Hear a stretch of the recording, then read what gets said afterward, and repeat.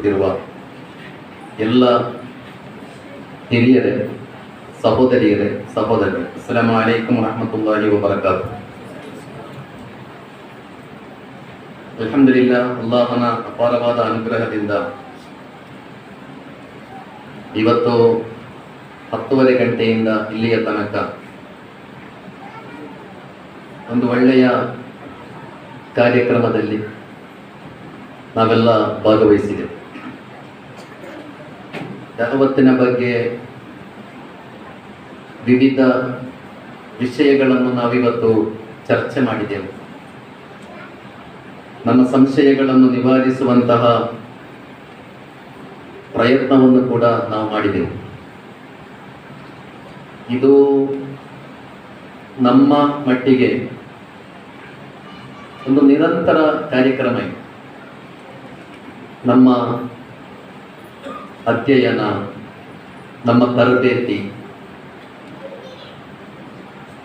ನಮ್ಮ ಹಲವು ಕೆಲಸಗಳ ಪೈಕಿ ಒಂದು ಕೆಲಸ ಅಲ್ಲ ದಾವತ್ ಎಂಬುದು. ನಮ್ಮ ಎಲ್ಲ ಕೆಲಸಗಳ ಸೆಂಟರ್ ದಾವತ್. ನಮಗೆ ಇಸ್ಲಾಮಿ ಮುಆಶರ ಇದೆ, ಖಿದಮತೆ ಹಲ್ಕ್ ಇದೆ, ಹಾಗೆ ಅದರ ಹೀಗೆ ಒಂದು ವಿಂಗ್ ಅಲ್ಲ ದಾವ ಎಂಬುದು. ನಮ್ಮ ಯಾವುದೆಲ್ಲ ಚಟುವಟಿಕೆಗಳಿವೆ ಆ ಎಲ್ಲ ಚಟುವಟಿಕೆಗಳ ಮೇನ್ ಥೀಮ್ ಯಾವುದು ಅಂತ ಕೇಳಿದರೆ ದಾವತ್. ಅಲ್ಲಾಹನ ಧರ್ಮವನ್ನು ಜನರಿಗೆ ಪರಿಚಯಿಸುವಂತಹ, ಅಲ್ಲಾಹನ ಧರ್ಮವನ್ನು ಜನರಿಗೆ ತಿಳಿಸುವಂತಹ ಪ್ರಯತ್ನ. ಆದ್ದರಿಂದ ದಾವಾ ಎಂಬುದು ಒಂದು ಗ್ರೂಪಿನ ಕೆಲಸ ಅಲ್ಲ. ದಾವಾಕ್ಕೆ ಒಂದು ಇನ್ಚಾರ್ಜ್, ಅವರ ಜೊತೆ ಒಂದು ಸಣ್ಣ ಟೀಮ್, ಅವರೇನಾದರೂ ಪ್ರೋಗ್ರಾಮ್ ಮಾಡುವುದು ಇದಲ್ಲ. ನಮ್ಮ ಸಂವಿಧಾನದಲ್ಲಿ, ನಮ್ಮ ಚತುರ್ವರ್ಷ ಕಾರ್ಯಕ್ರಮದಲ್ಲಿ, ನಮ್ಮ ಧೋರಣೆ ಮತ್ತು ಕಾರ್ಯಕ್ರಮಗಳಲ್ಲಿ ನಿಮಗೆಲ್ಲ ಗೊತ್ತಿದೆ, ಅದರಲ್ಲಿ ಫಸ್ಟ್ ಪಾಯಿಂಟ್ ಇರುವುದೇ ಯಾವುದು? ದಾವತ್. ಅದರಿಂದ ದಾವತ್ ನಮ್ಮಲ್ಲಿ ಪ್ರತಿಯೊಬ್ಬರ ಹೊಣೆಗಾರಿಕೆ, ಪ್ರತಿಯೊಬ್ಬರ ಜವಾಬ್ದಾರಿ. ಮತ್ತು ನಮ್ಮ ಎಲ್ಲ ಚಟುವಟಿಕೆಗಳು ಅಲ್ಟಿಮೇಟ್ ಅದರ ಗುರಿ ಯಾವುದು ಅಂತ ಕೇಳಿದ್ರೆ ಅದು ದಾವತ್ ಆಗಿರಲಿ. ಕಾಲ ಬಹಳ ಪರೀಕ್ಷೆಯ ಕಾಲ. ನಾವೆಲ್ಲ ಬಹಳ ದೊಡ್ಡ ಪರೀಕ್ಷೆಗಳ ಮೂಲಕ ಹಾದು ಹೋಗುತ್ತಾ ಇದ್ದೇವೆ.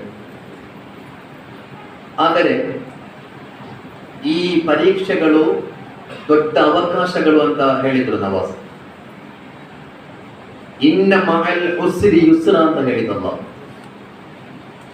ಎಲ್ಲಿ ಸಂಕಷ್ಟಗಳಿರುತ್ತವೆ ಅಲ್ಲಿ ಆಪರ್ಚುನಿಟೀಸ್ ಇದೆ ಅಂತಲ್ಲ ಅವರು. ಇನ್ನ ಬಅದಲ್ ಉಸ್ರಿ ಯುಸ್ರ ಅಂತ ಹೇಳಿದ್ದಲ್ಲ. ನಿಮಗೆ ಸಂಕಷ್ಟ ಬರುತ್ತದೆ, ಸವಾಲುಗಳಿರುತ್ತದೆ, ಅದರ ನಂತರ ಆಪರ್ಚುನಿಟೀಸ್ ಇರುತ್ತದೆ ಅಂತ ಹೇಳಿದ್ದಲ್ಲ. ಇನ್ನ ಮಅಲ್ ಉಸ್ರಿ ಯುಸ್ರ ಅಂತ ಅಲ್ಲಾಹ್ ಹೇಳಿ. ಯಾವಾಗ ಸಂಕಷ್ಟ ಇರುತ್ತದೆ, ಯಾವಾಗ ಪರೀಕ್ಷೆಗಳಿರುತ್ತವೆ ಅಲ್ಲಿ ಆಪರ್ಚುನಿಟೀಸ್ ಧಾರಾಳ ಇದೆ. ನಿಜವಾಗಿ ಈ ಇವತ್ತಿನ ಸಮಾಜದಲ್ಲಿ ದಾವತ್ತಿಗೆ ಅತ್ಯಂತ ಒಳ್ಳೆಯ ಅವಕಾಶ ಇದೆ. ಗೋಲ್ಡನ್ ಆಪರ್ಚುನಿಟಿ ಅಂತ ಹೇಳ್ಬೋದು. ಯಾಕಂದ್ರೆ ಎಲ್ಲರೂ ಇಸ್ಲಾಮಿನ ಬಗ್ಗೆ ಚರ್ಚೆ ಮಾಡ್ತಾ ಇದ್ದಾರೆ. ಹಾಟ್ ಇಶ್ಯೂ ಇಸ್ಲಾಂ. ಎಲ್ಲ ಮೀಡಿಯಾಗಳಲ್ಲೂ ಡಾಕ್ಟರ್ಸ್ಗಳಂದರೆ ಅವರು 24 ಗಂಟೆ ಬಿಸಿ ಇರ್ತಾರೆ ಅಂತ. ಡಾಕ್ಟರ್ಸ್ಗಳು ಕೂಡ ಇಸ್ಲಾಂ ಅನ್ನು ಚರ್ಚೆ ಮಾಡ್ತಾ ಇರ್ತಾರೆ. ಬಹಳ ಲೀಡಿಂಗ್ ಡಾಕ್ಟರ್ಸ್ಗಳು. ನಾನು ಹೇಳ್ತಾ ಇರೋದು ಎಲ್ಲರೂ ಇಸ್ಲಾಮಿನ ಬಗ್ಗೆ ಮಾತಾಡ್ತಾರೆ, ಚರ್ಚೆ ಮಾಡ್ತಾರೆ. ಅದರಿಂದ ಒಂದು ಒಳ್ಳೆಯ ಗೋಲ್ಡನ್ ಆಪರ್ಚುನಿಟಿ ನಮಗೆ ಸಿಕ್ಕಿದೆ ಇಸ್ಲಾಂ ಅನ್ನು ಜನರಿಗೆ ತಿಳಿಸಲಿಕ್ಕೆ. ಖುರ್ರಂ ಮುರಾದರವರಲ್ಲಿ ಒಮ್ಮೆ ಒಬ್ಬ ಜರ್ನಲಿಸ್ಟ್ ಪ್ರಶ್ನಿಸಿದ, ಕುರ್ಆನ್ನ ಆಯತ್ತುಗಳ ಪೈಕಿ ನಿಮ್ಮನ್ನು ಅತಿ ಹೆಚ್ಚು ಆಕರ್ಷಿಸಿದ ಆಯತ್ತು ಯಾವುದು ಅಂತ. ಯಾವುದಿರ್ಬೋದು? ನಿಮ್ಮಲ್ಲೆಲ್ಲ ಕೇಳ್ಬೋದು ಈ ಪ್ರಶ್ನೆ. ನಿಮಗೆ ಅತ್ಯಂತ ಅಟ್ರಾಕ್ಷನ್ ಆದದ್ದು ಯಾವುದು ಅಂತ. ಹೇಳಿದಂತೆ ಒಂದು ತಮಾಷೆ, ಕುರ್ಆನ್ನಲ್ಲಿ ಬಹಳ ಅಟ್ರಾಕ್ಟೆಡ್ ಆಯತ್ತು ಯಾವುದು ಅಂತ ಕೇಳಿದ್ರೆ ಕುಲು ವಶ್ರಬು, ತಿನ್ಬೇಕು, ಕುಡಿಬೇಕು. ನನಗೆ ಬಹಳ ನಾನು ಬಹಳ ಇಷ್ಟಪಡುವ ಆಯತ್ತದ್ದು ಕುಲು ವಶ್ರಬು. ಅದರ ಆಚೆ ವಲ ತುಸಿರಿ ಬರೆದು ಬಿಟ್ಟಿದ್ದಾರೆ, ಅದಿಲ್ಲ, ತಿನ್ಬೇಕು ಕುಡಿಬೇಕು. ಖುರ್ರಂ ಮುರಾದರೊಂದಿಗೆ ಪ್ರಶ್ನಿಸಲಾಯಿತು, ಕುರ್ಆನ್ನ ಆಯತ್ತುಗಳ ಪೈಕಿ ನಿಮ್ಮನ್ನು ಅತಿ ಹೆಚ್ಚು ಆಕರ್ಷಿಸಿದ ಆಯತ್ ಯಾವುದು? ಖುರ್ರಂ ಮುರಾದ್ ಕೊಟ್ಟ ಉತ್ತರ, ಸುಮ್ಮಲ ತುಸ್ಅಲುನ್ನ ಯೌಮಇದಿನ್ ಅನಿನ್ ನഈಮ್ ಎಂಬ ಆಯತ್. ಸುಮ್ಮಲ ತುಸ್ಅಲುನ್ನ ಯೌಮಇದಿನ್ ಅನಿನ್ ನഈಮ್. ಖಂಡಿತವಾಗಿಯೂ ನಿಮಗೆ ಕೊಟ್ಟಿರುವ ನೆಹಮತ್ತುಗಳ ಬಗ್ಗೆ ಅಲ್ಲಾಹು ಪ್ರಶ್ನಿಸ್ತಾನೆ ಎಂಬ ಆಯತ್. ಅದು ನಿಮ್ಮನ್ನು ಆಕರ್ಷಿಸಿದರೆ ನಿಮ್ಮ ಬದುಕು ಕಂಪ್ಲೀಟ್ ಚೇಂಜ್ ಆಗ್ತದೆ. ಅಲ್ಲಾಹು ನನಗೆ ಕೊಟ್ಟ ನೆಹಮತ್ತಿನ ಬಗ್ಗೆ ಅಲ್ಲಾಹು ನನ್ನನ್ನು ಪ್ರಶ್ನಿಸ್ತಾನೆ. ಅಲ್ಲಾಹು ಕೊಟ್ಟ ಒಂದು ದೊಡ್ಡ ನೇಮತ್ತು. ಈಗ ಈ ಇಸ್ಲಾಂ ಒಂದು ಹಾಟ್ ಇಶ್ಯೂ ಆಗಿರುವುದು, ಇಸ್ಲಾಮಿನ ದಾವತ್ತಿಗೆ ಇರುವಂತಹ ಆಪರ್ಚುನಿಟಿ ಎಲ್ಲರಿಗೂ ಇವತ್ತು ಇಸ್ಲಾಂ ಗೊತ್ತಿದೆ, ಎಲ್ಲರಿಗೂ ಇವತ್ತು ಶರೀಯತ್ತು ಗೊತ್ತಿದೆ. ಆದ್ದರಿಂದ ಒಂದು ದೊಡ್ಡ ನೆಹಮತ್ತು ಅಂತ ನಾವು ತಿಳ್ಕೊಳ್ಬೇಕಿಲ್ಲ. ಆ ರೀತಿಯಲ್ಲಿ ನಾವು ನಮ್ಮ ಕೆಲಸವನ್ನು ಬಹಳ ಸಕ್ರಿಯವಾಗಿ ನಿರ್ವಹಿಸಬೇಕಾದದ್ದು ನಮ್ಮ ಈಮಾನ್ನ ಬೇಡಿಕೆ ಮತ್ತು ಈ ಕಾಲದ ಬೇಡಿಕೆಯೂ ಹೌದು. ಮುಹಮ್ಮದ್ ಮುಸ್ತಫಾ ಸಲ್ಲಲ್ಲಾಹು ಅಲೈಹಿ ವಸಲ್ಲಂ ಬದ್ರ್ ಯುದ್ಧದಲ್ಲಿ ಒಂದು ಪ್ರಾರ್ಥನೆ ಮಾಡ್ತಾರೆ, ಅಲ್ಲಾಹುಮ್ಮ ಇನ್ ತುಹ್ಲಿಕ್ ಹಾದಿಹಿಲ್ ಅಸ್ವಾಬ ಲಾ ತುಹ್ಬದು ಬಅದಹಾ. ಅಲ್ಲಾಹನೇ, ಸಣ್ಣ ಸೈನ್ಯ 313 ದುರ್ಬಲ ಸೈನ್ಯ, ಅಲ್ಲಾಹನೇ ಬದ್ರ್ನಲ್ಲಿ ಈ ದುರ್ಬಲ ಸೈನ್ಯ ಸೋತು ಹೋದರೆ ಲಾ ತುಹ್ಬದು ಬಅದಹಾ, ಮತ್ತೆ ನಿನ್ನನ್ನು ಆರಾಧಿಸುವವರು ಭೂಮಿಯಲ್ಲಿ ಇರುವುದಿಲ್ಲ. ಅಲ್ಲಾಹುವೇ, ನೀನು ಸಹಾಯ ಮಾಡಬೇಕು. ಅಬುಲ್ ಹಸನ್ ಅಲಿ ನದವಿ ಹೇಳುವುದು, ಅಲ್ಲಾಹು ಸುಬ್ಹಾನಹು ವ ತಆಲಾ ಬದ್ರ್ನಲ್ಲಿ ಅಲ್ಲಾಹನ ಪ್ರವಾದಿಗೆ ಮತ್ತು ಸಹಾಬಿಗಳಿಗೆ ಸಹಾಯ ಮಾಡಿದ್ದು ದಅವತ್ ಮಾಡಲಿಕ್ಕೆ. ನೀವು ಯಾಕೆಂದರೆ ಇಸ್ಲಾಮನ್ನು ನೀವು ಉಳಿಸಬೇಕು. ಅಲ್ಲಾಹನನ್ನು ಆರಾಧಿಸುವ ವರ್ಗ ಈ ಭೂಮಿಯಲ್ಲಿ ಉಳಿಬೇಕು. ಬದರ್ನಲ್ಲಿ ನಿಮಗೆ ಸಿಕ್ಕಿದ ಸಹಾಯ ಅದು ದಅವತ್ ಮಾಡಬೇಕೆಂಬ ಕಾರಣಕ್ಕೆ ಸಿಕ್ಕಿದ ವಿಜಯ ಅಂತ ಅಬುಲ್ ಹಸನ್ ಅಲಿ ನದವಿ. ಒಂದು ದಅವತ್ತಿನ ಕೆಲಸ ನೀವು ಮಾಡುವುದಿಲ್ಲ ಎಂದಾದರೆ ನೀವು ಬದುಕುವುದಕ್ಕೆ ಅರ್ಥವೇ ಇಲ್ಲ ಅಂತ ಅವರು ಹೇಳಿ. ದಅವತ್ ನೀವು ಮಾಡುವುದಿಲ್ಲ ಎಂದಾದರೆ ಈ ಭೂಮಿಯ ಮೇಲೆ ನೀವು ಬದುಕುವ ಯಾವ ಅಗತ್ಯವೂ ಇಲ್ಲ, ನಿಮ್ಮ ಬದುಕಿಗೆ ಯಾವ ಅರ್ಥವೂ ಇಲ್ಲ. ಸಹೋದರರೇ, ಕುರ್ಆನ್ನಲ್ಲಿ ದಅವತ್ತಿನ ಬಗ್ಗೆ ಏನೆಲ್ಲ ಮಾರ್ಗದರ್ಶನಗಳು ಇದೆ ಎಂಬ ಪ್ರಶ್ನೆ ನಿಮ್ಮೊಂದಿಗೆ ಕೇಳಿದರೆ ನಾವೆಲ್ಲ ಒಳ್ಳೆಯ ಉತ್ತರ ಬರೀಬಹುದು. ದಾವತ್ತಿನ ಬಗ್ಗೆ ಯಾವುದೆಲ್ಲ ಆಯತ್ತಿದೆ? ಒಮನ್ ಅಹ್ಸನು ಕೌಲಂ ಮಿಮ್ಮನ್ ದಆ ಇಲಲ್ಲಾಹ್ ಆಯತ್ತು ಗೊತ್ತಿದೆ ನಮಗೆ. ಕುಲ್ ಹಾದಿಹಿ ಸಬೀಲಿ ಅದೂ ಇಲಲ್ಲಾಹ್ ಆಯತ್ತು ಗೊತ್ತಿದೆ ನಮಗೆ. ಹೀಗೆ ಧಾರಾಳ ಆಯತ್ತೆಲ್ಲ ನಾವು ಖಂಡಿತ ಉತ್ತರ ಬರೀಬಹುದು. ಆದರೆ ಆ ಕೆಲಸವನ್ನು ಮಾಡಲಿಕ್ಕೆ ನೀವು ಯಾವುದೆಲ್ಲ ರೀತಿಯಲ್ಲಿ ಪ್ರಯತ್ನ ಪಟ್ಟಿದ್ದೀರಿ ಎಂದು ನಿಮ್ಮೊಂದಿಗೆ ಪ್ರಶ್ನೆ ಕೇಳಿದರೆ ಉತ್ತರ ಬರೆಯುವಾಗ ಕೈ ನಡುಗಬಹುದು. ಪ್ರಶ್ನೆಗೆ ಉತ್ತರ ಕೊಡಬಹುದು ನಾವೆಲ್ಲ. ಇಷ್ಟೆಷ್ಟೆಲ್ಲ ಆಯತ್ತಿನಲ್ಲಿ ದಾವಾದ ಇಂಪಾರ್ಟೆನ್ಸ್ ಹೇಳಲಾಗಿದೆ, ದಾವಾದ ಮಹತ್ವವನ್ನು ಹೇಳಲಾಗಿದೆ. ಆದರೆ ನೀವು ಅದಕ್ಕೆ ಏನು ಮಾಡಿದ್ದೀರಿ ಅಂತ ಕೇಳಿದರೆ ಉತ್ತರ ಬರೆಯುವಾಗ ನಮ್ಮ ಕೈಗಳೆಲ್ಲ ಹೀಗೆ ನಡುಗಬಹುದು, ಖಂಡಿತ ನಡುಗುತ್ತೆ. ಯಾಕೆಂದರೆ ಕುರ್ಆನ್ ಇರುವುದು ಇನ್ಫಾರ್ಮೇಶನ್ಗಾಗಿ ಅಲ್ಲಲ್ಲ. ಹಿಸ್ಟ್ರಿ ಪುಸ್ತಕ ಓದಿದ ಹಾಗೆ ಒಂದು ಕೆಮಿಸ್ಟ್ರಿಗೆ ಸಂಬಂಧಪಟ್ಟ ಯಾವುದೋ ಒಂದು ಪುಸ್ತಕ ಓದಿದಂತೆ, ಬಯಾಲಜಿಗೆ ಸಂಬಂಧಪಟ್ಟ ಯಾವುದೋ ಒಂದು ಬುಕ್ ಸ್ಟಡಿ ಮಾಡಿದಂತೆ, ಇಕನಾಮಿಕ್ಸ್ಗೆ ಸಂಬಂಧಪಟ್ಟ ಯಾವುದೋ ಒಂದು ಪುಸ್ತಕ ಅಧ್ಯಯನ ನಡೆಸಿದಂತೆ ಅಲ್ಲ ಸಹೋದರರೇ. ಕುರ್ಆನ್ ಅಧ್ಯಯನ, ಕುರ್ಆನ್ ಎಂಬುದು ನೀವು ಪಾಲಿಸಲಿಕ್ಕೆ, ಕುರ್ಆನ್ ಎಂಬುದು ನೀವು ಪ್ರಾಕ್ಟಿಕಲ್ ಆಗಿ ತೋರಿಸಿಕೊಡುವುದಕ್ಕೆ. ಆದ್ದರಿಂದ ಕುರ್ಆನ್ನ ಈ ಮಾರ್ಗದರ್ಶನ ಖಂಡಿತ ನಮಗೆ ಬೆಳಕನ್ನು ತೋರಿಸಬೇಕಾಗಿದೆ. ಅಲ್ಲಾಹನ ಬಳಿ ಉತ್ತರಿಸಬೇಕೆಂಬ ಪ್ರಜ್ಞೆ ಖಂಡಿತ ಯಾವಾಗಲೂ ನಮ್ಮನ್ನು ಎಚ್ಚರಿಸ್ತಾ ಇರಬೇಕು. ಅಲ್ಲಾಹನ ಪ್ರವಾದಿ ಸಲ್ಲಲ್ಲಾಹು ಅಲೈಹಿ ವಸಲ್ಲಂ ಇಬ್ನ್ ಮಸ್ಊದ್ ರಲಿಯಲ್ಲಾಹು ಅನ್ಹುರೊಂದಿಗೆ ಒಮ್ಮೆ ಹೇಳಿದರು, ಇಬ್ನ್ ಮಸ್ಊದ್, ಕುರ್ಆನ್ ಪಾರಾಯಣ ಮಾಡು, ನಾನು ಆಲಿಸ್ತೇನೆ. ಇಬ್ನ್ ಮಸ್ಊದ್ ಹೇಳಿದರು, ಯಾ ರಸೂಲಲ್ಲಾಹ್, ಕುರ್ಆನ್ ಅವತೀರ್ಣಗೊಂಡದ್ದು ನಿಮ್ಮ ಮೇಲೆ ಅಲ್ಲವೇ, ನಾನು ಏನು ಪಠಿಸಬೇಕು? ಅಲ್ಲಾಹನ ಪ್ರವಾದಿ ಹೇಳಿದರು, ಹೌದು ಇಬ್ನ್ ಮಸ್ಊದ್, ನೀನು ಪಾರಾಯಣ ಮಾಡಬೇಕು, ನಾನು ಆಲಿಸಬೇಕು.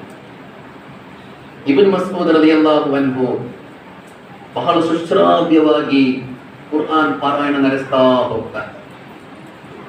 ಇಬ್ನ್ ಮಸ್ಊದ್ ಹಾಗೆ ಕುರ್ಆನ್ ಪಾರಾಯಣ ಮಾಡಿ ಮಾಡಿ ಮಾಡಿ ಕೈಫ ಇದಾ ಜಿಇನಾ ಮಿನ್ ಕುಲ್ಲಿ ಉಮ್ಮತಿನ್ ಬಿಶಹೀದಿನ್ ವಜಿಇನಾ ಬಿಕ ಅಲಾ ಹಾಉಲಾಇ ಶಹೀದಾ. ನಾಳೆ ಪ್ರತಿಯೊಂದು ಸಮುದಾಯಕ್ಕೂ ಮಿನ್ ಕುಲ್ಲಿ ಉಮ್ಮತಿನ್ ಬಿಶಹೀದಿನ್, ಪ್ರತಿಯೊಂದು ಸಮುದಾಯಕ್ಕೂ ಅದರ ಸಾಕ್ಷ್ಯಗಳನ್ನು ನಾವು ಹೊರಗೆ ತರುತ್ತೇವೆ.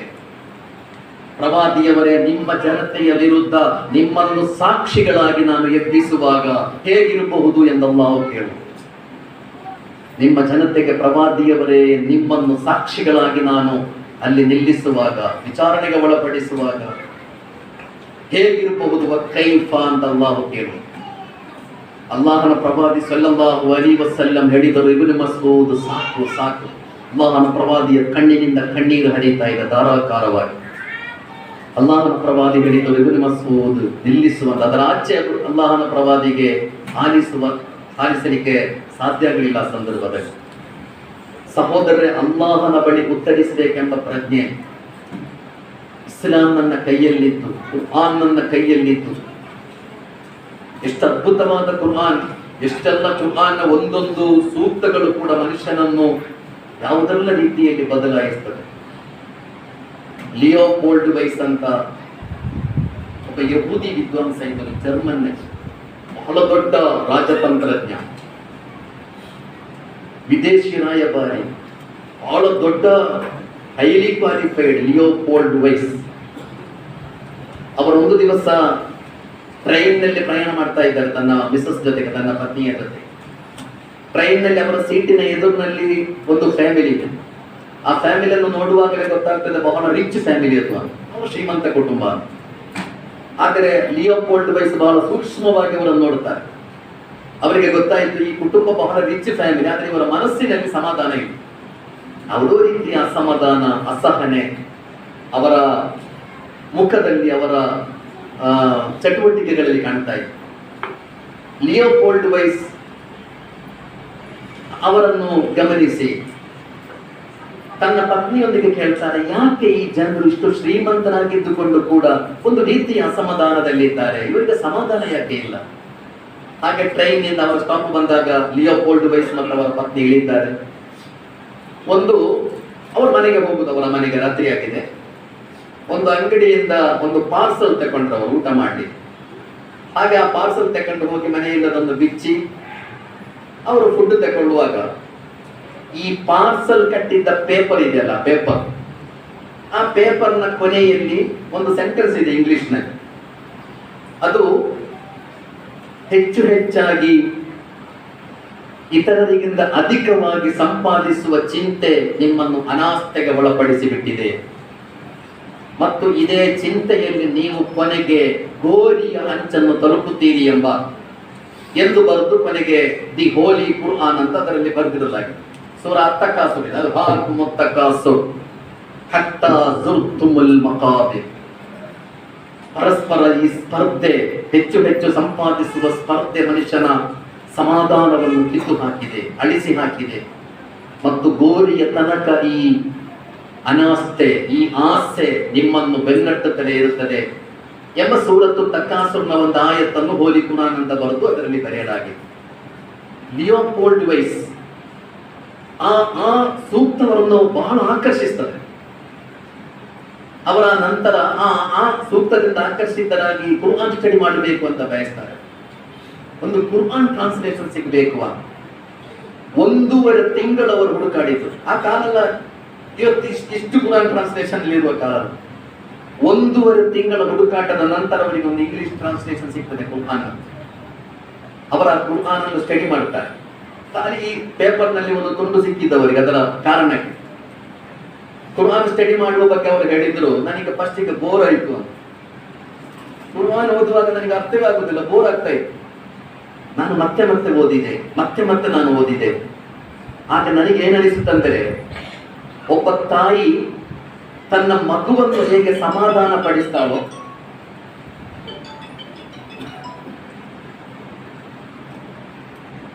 ಒಬ್ಬ ಅಮ್ಮ ತನ್ನ ಮಗುವನ್ನು ಸಮಾಧಾನ ಪಡಿಸುವಂತೆ ದೇವನು ನನ್ನನ್ನು ಸಮಾಧಾನ ಪಡಿಸುವ ರೀತಿಯಲ್ಲಿ ನನಗೆ ಕುರ್ಆನ್ ಹೀಗೆ ಅನುಭವ ಆಗ್ತಾ ಹೋಯಿತು. ಅಮ್ಮ ತನ್ನ ಮಗುವನ್ನು ಸಾಂತ್ವನ ಪಡಿಸುವ ರೀತಿಯಲ್ಲಿ ದೇವ ನನಗೆ ಸಾಂತ್ವನ ಹೇಳುವ ರೀತಿ ನನಗೆ ಅನುಭವ ಆಗ್ತಾ ಹೋಯಿತು ಕುರ್ಆನ್ನಲ್ಲಿ. ಒಬ್ಬ ಇಂಟೆಲೆಕ್ಚುವಲ್, ಒಬ್ಬ ಬುದ್ಧಿವಂತ. ಅವರು ಮುಸ್ಲಿಂ ಆಗಲಿಲ್ಲ. ಆಗಲು ಒಂದು ಹಂತದಲ್ಲಿ ಸುಸೈಡ್ ಮಾಡ್ಲಿಕ್ಕೆ ಅವರು ತೀರ್ಮಾನ ಮಾಡ್ತಾರೆ. ಅದಕ್ಕೆ ಯಾವುದೋ ಸಂಘರ್ಷಗಳ ಮಧ್ಯೆ ಸುಸೈಡ್ ಮಾಡಬೇಕು. ಆ ಸಂದರ್ಭದಲ್ಲಿ ಅವರು ಕೊನೆಯದಾಗಿ ಒಮ್ಮೆ ಕುರ್ಆನ್ ತೆರೆದು ನೋಡ್ತಾರೆ. ಕುರ್ಆನ್ ನಲ್ಲಿ ಒಂದು ಆಯತ್ತು ಅವರ ಗಮನಕ್ಕೆ ಬರ್ತದೆ. ಆಯತ್ತು ವಲ ನಬಲುವನ್ನಕುಂ ಹತ್ತಾ ನಅಲಮಲ್ ಮುಜಾಹಿದೀನ ಮಿನ್ಕುಂ ವಸ್ಸಾಬಿರೀನ ವ ನಬಲುವ ಅಖ್ಬಾರಕುಂ ಎಂಬ ಕುರ್ಆನ್ ಆಯತ್ತು. ನಿಮ್ಮ ಧರ್ಮ ಯೋಧರು, ನಿಮ್ಮಲ್ಲಿ ಸ್ಥೈರ್ಯ ಇರುವವರು, ಸಹನೆ ಇರುವವರು ಯಾರು ಅಂತ ನಾವು ಖಂಡಿತ ಪರೀಕ್ಷಿಸ್ತೇವೆ. ಅದೇ ರೀತಿ ನಿಮ್ಮ ಸ್ಥಿತಿಯನ್ನು ತಿಳಿಯುವುದಕ್ಕಾಗಿ ನಾವು ಖಂಡಿತ ಪರೀಕ್ಷಿಸ್ತೇವೆ. ವಲ ನಬಲುವ ಅಖ್ಬಾರಕುಂ, ನಿಮಗೆ ಕಷ್ಟ ಬರುವಾಗ ನಿಮ್ಮ ಮಾತು ಹೇಗಿರುತ್ತದೆ ಎಂಬುದನ್ನು ಕೂಡ ನಾನು ಪರೀಕ್ಷಿಸ್ತೇನೆ ಎಂಬ ಕುರ್ಆನ್ ಆಯತ್ತು. ಈ ಆಯತ್ತು ಓದಿದ ತಕ್ಷಣ ಅವರು ಸುಸೈಡ್ ಮಾಡುವ ತನ್ನ ತೀರ್ಮಾನದಿಂದ ಹಿಂದಕ್ಕೆ ಸರಿದು ಬಿಡುತ್ತಾರೆ. ಮತ್ತೆ ಅವರು ಮತ್ತು ಇಸ್ಲಾಮನ್ನು ಸ್ಟಡಿ ಮಾಡಿ ಅವರು ಮುಸ್ಲಿಂ ಆಗ್ತಾರೆ. ಮುಹಮ್ಮದ್ ಅಸದ್ ಎಂಬ ವ್ಯಕ್ತಿಯಾಗಿ ಅವರು ಮಾತಾಡ್ತಾರೆ. ನಿಮಗೆಲ್ಲ ಗೊತ್ತಿದೆ ಮೊಹಮ್ಮದ್ ಅಸದ್ ಯಾವುದು ಎಂದು. ದ ರೋಡ್ ಟು ಮಕ್ಕಾ ಎಂಬ ಅತ್ಯಂತ ದೊಡ್ಡ ಪುಸ್ತಕ ಬರೆದ ಅತ್ಯಂತ ಪ್ರಭಾವಶಾಲಿ ಪುಸ್ತಕ. ಅದೇ ರೀತಿ ದ ಮೆಸೇಜ್ ಆಫ್ ಕುರಾನ್, ಇಸ್ಲಾಮಿನ ಬಗ್ಗೆ ಸುಮಾರು 40ಕ್ಕಿಂತ ಹೆಚ್ಚು ಗ್ರಂಥ ಬರೆದರು. The most influential European Muslims of 20th century ಎಂದವರ ಬಗ್ಗೆ ಹೇಳು. 20ನೇ ಶತಮಾನದ ಅತ್ಯಂತ ದೊಡ್ಡ ಮುಸ್ಲಿಂ ವ್ಯಕ್ತಿತ್ವ. ಅಂದರೆ ಕುರ್ಆನ್ನ ಒಂದು ಆಯತ್ತು ಒಬ್ಬ ವ್ಯಕ್ತಿಯನ್ನು, ಮೊಹಮ್ಮದ್ ಅಸದ್ ಅಂದರೆ ಅತ್ಯಂತ ಜಗತ್ತಿನಲ್ಲಿ ಅತಿ ಹೆಚ್ಚು ಗುರುತಿಸಲ್ಪಡುವ ಒಬ್ಬ ಮಹಾನ್ ವ್ಯಕ್ತಿಯರು. ತಮಿಳುನಾಡಿನಲ್ಲಿ ಅಬ್ದುಲ್ಲಾ ಅಡಿಯಾರ್ ಅಂತ ಇತ್ತು, ನಿಮಗೆಲ್ಲ. ಅಬ್ದುಲ್ಲಾ ಅಡಿಯಾರ್ ಒಬ್ಬ ಕವಿ, ಒಬ್ಬ ನಾಟಕಕಾರ, ಒಬ್ಬ ಪೊಲಿಟಿಷಿಯನ್, ಒಬ್ಬ ಹೋರಾಟಗಾರ ಎಲ್ಲವೂ ಆಗಿದ್ದರು. ಅಬ್ದುಲ್ಲಾ ಅಡಿಯಾರ್ DMKಯ ಅತ್ಯಂತ ದೊಡ್ಡ ನಾಯಕ ಅವರು, ಒಂದು ಪತ್ರಿಕೆಯ ಎಡಿಟರ್ ಅವರು. ಕರುಣಾನಿಧಿಯ ಅದೇ ಲೆವೆಲ್ ಅಲ್ಲಿ ಇರುವಂತಹ ಲೀಡರ್ ಅವರು. DMKಯನ್ನು ಒಮ್ಮೆ ನಿಷೇಧ ನೀಡಿದ ಸಂದರ್ಭದಲ್ಲಿ ಅವರು ಜೈಲಿನಲ್ಲಿದ್ದರು. ಅಬ್ದುಲ್ಲಾ ಅಡಿಯಾರ್ ಜೈಲಿನಲ್ಲಿ ಅವರಿಗೆ ಬಹಳ ಕಷ್ಟ ಬರುತ್ತದೆ. 20ನೇ ಶತಮಾನದ ಅತ್ಯಂತ ದೊಡ್ಡ ಮುಸ್ಲಿಂ ವ್ಯಕ್ತಿತ್ವ. ಅಂದರೆ ಕುರ್ಆನ್ನ ಒಂದು ಆಯತ್ತು ಒಬ್ಬ ವ್ಯಕ್ತಿಯನ್ನು, ಮೊಹಮ್ಮದ್ ಅಸದ್ ಅಂದರೆ ಅತ್ಯಂತ ಜಗತ್ತಿನಲ್ಲಿ ಅತಿ ಹೆಚ್ಚು ಗುರುತಿಸಲ್ಪಡುವ ಒಬ್ಬ ಮಹಾನ್ ವ್ಯಕ್ತಿಯರು. ತಮಿಳುನಾಡಿನಲ್ಲಿ ಅಬ್ದುಲ್ಲಾ ಅಡಿಯಾರ್ ಅಂತ ಇತ್ತು, ನಿಮಗೆಲ್ಲ.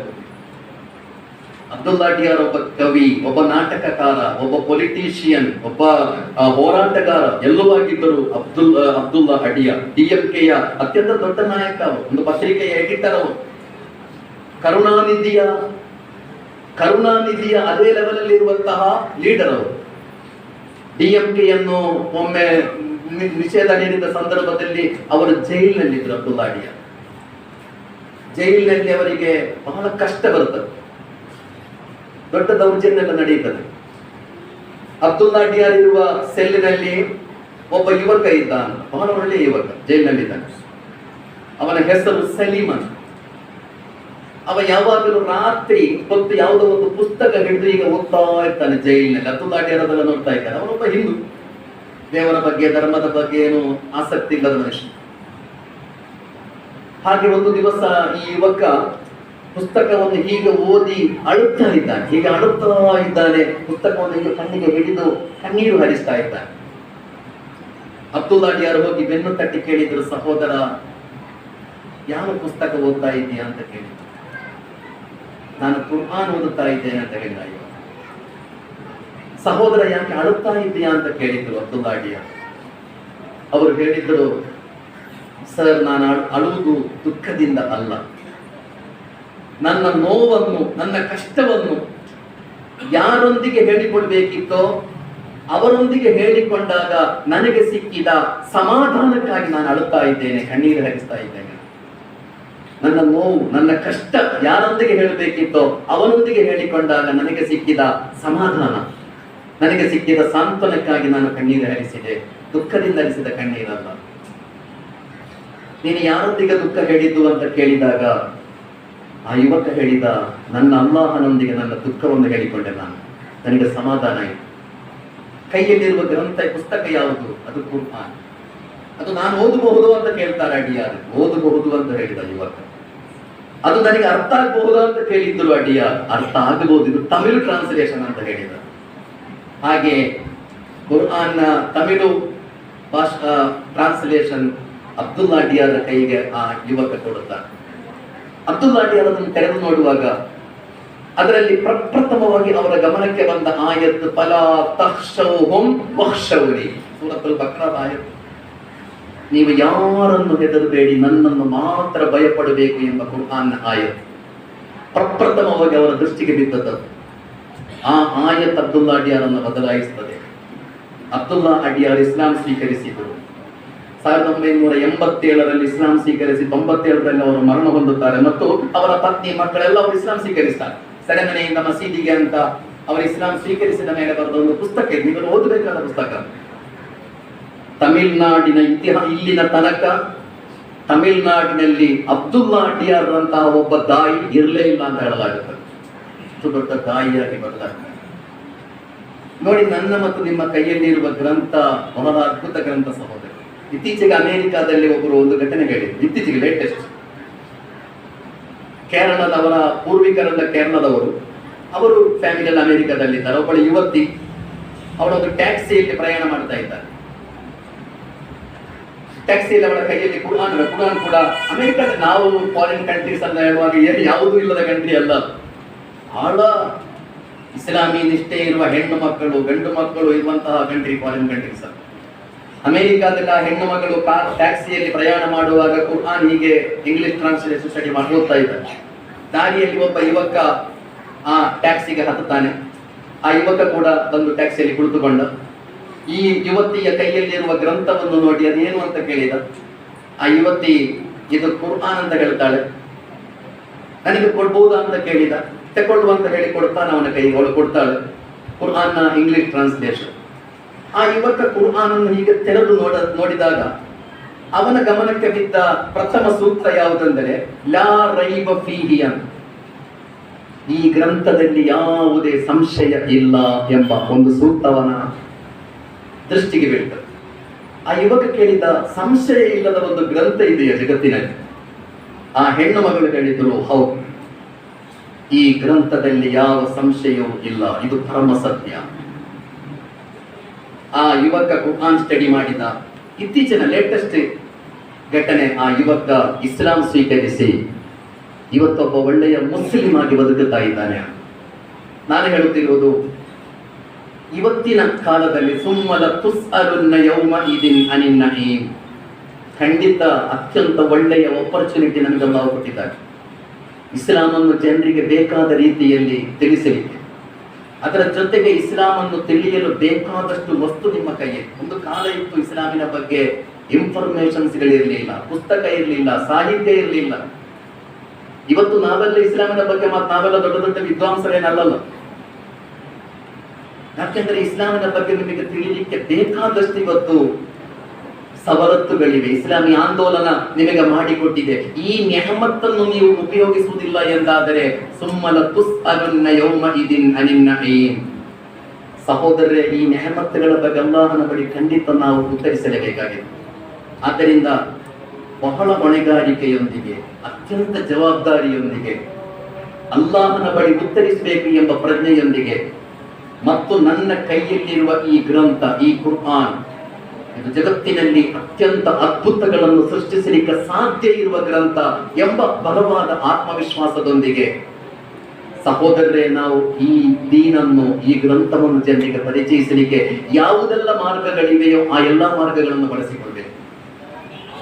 ನಮ್ಮ ಇಮ್ಯುನಿಟಿ ದುರ್ಬಲ ಆಗಿದೆ.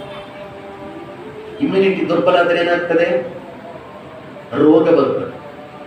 ನಮ್ಮ ಇಮ್ಯುನಿಟಿ ದಾವತ್ತು ನಮ್ಮ ಇಮ್ಯುನಿಟಿ. ನಿಮ್ಮ ರೋಗ ನಿರೋಧಕ ಶಕ್ತಿ ಯಾವುದು ಅಂತ ಕೇಳಿದರೆ, ಈ ಉಮ್ಮತ್ತಿನ ರೋಗ ನಿರೋಧಕ ಶಕ್ತಿ ಅಲ್ಲಾಹನ ದೀನನ್ನು ದಾವತ್ತು ಇರಲ್ಲ, ನಿಮ್ಮ ಇಮ್ಯುನಿಟಿ ಆಗಿದೆ. ಆ ಇಮ್ಯುನಿಟಿ ದುರ್ಬಲ ಆದರೆ ಸಹೋದರರೇ, ಖಂಡಿತ ನಾವು ನಾಶ ಆಗ್ತೇವೆ. ಕೊನೆಯದಾಗಿ ನಾವು ಈ ಕೆಲಸವನ್ನೆಲ್ಲ ಬಹಳ ಪ್ರೀತಿಯಿಂದ, ಅಲ್ಲಾಹನೊಂದಿಗೆ ಇರುವ ಅಪಾರವಾದ ಪ್ರೀತಿಯೊಂದಿಗೆ, ಸಮಾಜದ ಜನರೊಂದಿಗೆ ಇರುವ ಅಪಾರವಾದ ಪ್ರೀತಿಯೊಂದಿಗೆ ನಾವು ನಿರ್ವಹಿಸ್ತೇವೆ. ಒಬ್ಬ ಆಂಕಾಲಜಿಸ್ಟ್ ಒಂದು ಅನುಭವ ಹೇಳ್ತಾರೆ. ಆಂಕಾಲಜಿಸ್ಟ್ ಅಂತ ಗೊತ್ತಿದೆಯಲ್ಲ, ಕ್ಯಾನ್ಸರ್ ಸ್ಪೆಷಲಿಸ್ಟ್. ಇದು ಕಥೆ ಅಲ್ಲ, ಘಟನೆ ನಡೆದ ಸತ್ಯ. ಒಬ್ಬ ಕ್ಯಾನ್ಸರ್ ಸ್ಪೆಷಲಿಸ್ಟ್ ತನ್ನ ಒಂದು ಅನುಭವವನ್ನು ವಿವರಿಸ್ತಾರೆ. ಒಂದು ಕಡೆ ಒಬ್ಬ ತಂದೆ ತನ್ನ ಸಣ್ಣ ಮಗನನ್ನು ಕರ್ಕೊಂಡು ಈ ಕ್ಯಾನ್ಸರ್ ಸ್ಪೆಷಲಿಸ್ಟ್ ಡಾಕ್ಟರ್ ಹತ್ತಿರ ಬಂದಿದ್ದಾನೆ. ಆ ಮಗನಿಗೆ ಕ್ಯಾನ್ಸರ್ ಇದೆ. ಆ ಹುಡುಗನ ಕ್ಯಾನ್ಸರ್ 3rd ಸ್ಟೇಜ್ ಅಲ್ಲಿ ಇದೆ, ಬಹಳ ಗಂಭೀರ ಅವಸ್ಥೆ. ಆ ಹುಡುಗನನ್ನು ಟೆಸ್ಟ್ ಮಾಡಿ ICUಗೆ ದಾಖಲು ಮಾಡಲಾಗುತ್ತೆ. ಹಾಗೆ ICUನಲ್ಲಿ ಅಡ್ಮಿಟ್ ಆದ ಆ ಹುಡುಗ, ರಾತ್ರಿ ಆಯಿತು. ರಾತ್ರಿ ಆ ಹುಡುಗನಿಗೆ ICUನಲ್ಲಿ ನಿದ್ದೆ ಬರ್ತಾ ಇಲ್ಲ. ಸಣ್ಣ ಹುಡುಗ, ಅವನಿಗೆ ನಿದ್ದೆ ಬರ್ತಾ ಇಲ್ಲ, ಬಹಳ ಡಿಸ್ಟರ್ಬ್ ಆ ಹುಡುಗ. ಅವ ಹೊರಲಾಡ್ತಾ ಇದ್ದಾನೆ, ನಿದ್ದೆ ಮಾಡ್ತಾ ಇಲ್ಲ. ಅವನಿಗೆ ಯಾವುದೆಲ್ಲ ಮದ್ದು ಕೊಡ್ತಾ ಇದ್ದಾರೆ ಡಾಕ್ಟರ್ಸ್ಗಳು, ಅವನಿಗೆ ನಿದ್ದೆ ಬರ್ತಾ ಇಲ್ಲ, ಬಹಳ ಡಿಸ್ಟರ್ಬ್ ಆಗಿದ್ದಾನೆ. ಇದನ್ನು ICUನ ಹೊರಗೆ ನಿಂತುಕೊಂಡು ತಂದೆ ನೋಡ್ತಾ ಇದ್ದಾನೆ, ಅಪ್ಪ ನೋಡ್ತಾ ಇದ್ದಾನೆ. ತನ್ನ ಮಗನ ಡಿಸ್ಟರ್ಬೆನ್ಸ್, ತನ್ನ ಮಗನ ಹೊರಗಾಟವನ್ನೆಲ್ಲ ನೋಡ್ತಾ ಇದ್ದಾರೆ ಅಪ್ಪ. ಆ ತಂದೆ ಡಾಕ್ಟರ್ ಅನ್ನು ಕರೆದು ಹೇಳಿದ್ರು, ಸರ್, ಒಂದು ರಿಕ್ವೆಸ್ಟ್ ಇದೆ. ನನ್ನ ಮಗ ಯಾವಾಗಲೂ ನನ್ನ ತೋಳಿನಲ್ಲಿ ಮಲಗಿ ನಿದ್ದೆ ಬರ್ತದೆ. ಅವನಿಗೆ ನಾನು ಜೊತೆಯಲ್ಲಿ ಇಲ್ಲದಿದ್ದರೆ ಅವನಿಗೆ ನಿದ್ದೆ ಬರುವುದಿಲ್ಲ. ಆದ್ದರಿಂದ ಸರ್, ಒಂದು ರಿಕ್ವೆಸ್ಟ್ ಇದೆ. ICUನಲ್ಲಿ ನಾನು ಹೋಗಿ ಸ್ವಲ್ಪ ಹೊತ್ತು ಮಲಗಿ ಅವನ ಬೆನ್ನು ತಟ್ಟಿದ್ರೆ ಅವ ಖಂಡಿತ ನಿದ್ದೆ ಮಾಡ್ತಾನೆ ಸರ್, ಒಂದು ಅವಕಾಶ ಕೊಡಿ.